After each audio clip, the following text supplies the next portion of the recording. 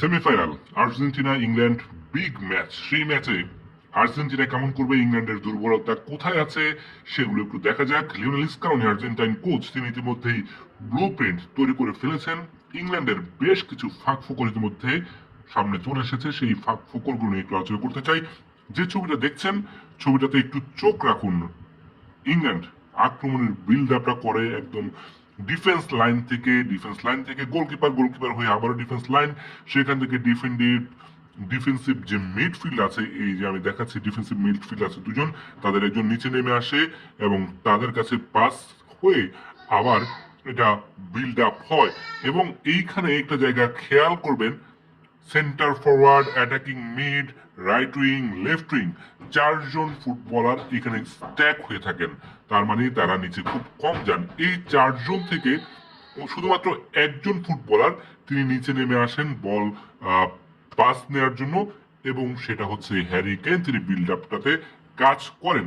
এইখানে মূলত সমস্যা না, সমস্যাটা হচ্ছে অন্য জায়গায়। এইখানে আরেকটা চিত্র আছে, যদি দেখেন যে ইংল্যান্ড কিভাবে আক্রমণ করে। এই যে গোলকিপার, লেফট ব্যাক, রাইট, দুই সেন্টার ব্যাক, দুই পাশে দুই লেফট ব্যাক, রাইট ব্যাক, এবং এই যে ডিফেন্সিভ মিড হয়ে তারা আস্তে আস্তে সেন্ট্রাল মিড হয়ে আক্রমণটা সানায়। আরো একটা ছবি যদি দেখাতে চাই, তাদের মূল সমস্যার যে জায়গাটা সেটা দেখুন, যে এই যে এই পাশে অ্যাটাকিং মিডের যে চারজনের কথা বলছিলাম, তারা এখানে আটকে আছে, বা এই জায়গাটায় তারা অনেক বেশি স্পেস, বা এই জায়গাটায় তাদের খুব বেশি ফুটবলার থাকছে না। আর্জেন্টিনার শক্তিমত্তার জায়গাটা হচ্ছে এই যে মিডফিল্ডটা, এইখানে তারা দখলটা নেয়। তো এই জায়গাটা ইংল্যান্ড খুব বেশি ভুগতে পারে। এই ছবিটা দেখুন, সেন্টার ফরওয়ার্ড হ্যারি কেন, তিনি তার জায়গাটা ছেড়ে অনেক নিচে নেমে এসেছেন বলের বিল্ড আপটা করার জন্য। এবং এইখানে আরেকটা জিনিস, ইংল্যান্ডের সবচেয়ে বড় দুর্বলতার জায়গা যেটা, সেটা হচ্ছে যে এই যে সেন্টার ব্যাক একজন, এই যে সেন্টার ব্যাক দুজন, সেকেন্ড সেন্টার ব্যাক দুজনই অনেক বেশি ওয়াইড, অনেক বেশি তাদের মধ্যে গ্যাপ রয়েছে, এবং তাদের পাশে আর কোনো ডিফেন্ডার নেই। তারা উপরে উঠে এসেছে উইং এ খেলার জন্য। এই যে দেখুন, এই এই ছবিটা দেখুন, এই যে একজন ডিফেন্ডার, তিনি হচ্ছে পাস দিচ্ছেন মিডফিল্ডে, কিন্তু যখনই এখানে কেউ প্রতিপক্ষ বলটা যদি জয় করে ফেলে, ইংল্যান্ডের জন্য অনেক বিপদ, অনেক বড় স্পেস এখানে খালি থেকে যাচ্ছে। এবং সেই জায়গায় আপনার যে ডিফেন্সিভ মিডের পরে আরেকজন ফরওয়ার্ড প্রতিপক্ষের থাকছে, এই পাশে একজন থাকছে, চারজন প্লেয়ার আছে।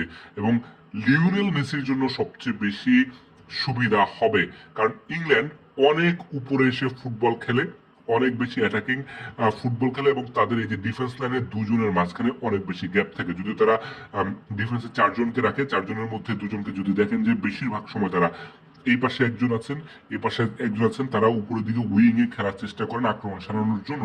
এবং সেই জায়গাটাতেই ইংল্যান্ড সবচেয়ে বেশি বেশি ভুগবে। এই যে দেখুন, পরবর্তীতে তখন ইংল্যান্ড যখন আক্রমণে যায়, 1 2 3 4 তাদের ডিফেন্সিভ মিড এবং পাঁচজন অ্যাটাকিং লাইনে অবস্থান করছে। Left wing, right wing, attacking mid, central forward, left ব্যাকও আসলে উপরে চলে গেছে।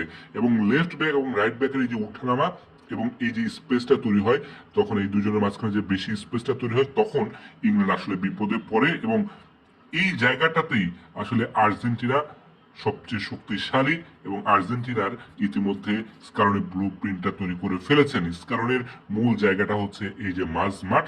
তিনি মাঝমাঠে ম্যাকলিস্টার, ডিপল, এনজো ফার্নান্দেজদেরকে ইতিমধ্যে পরীক্ষা নিয়ে নিয়েছেন, তারা কিন্তু তৈরি হয়ে গেছে।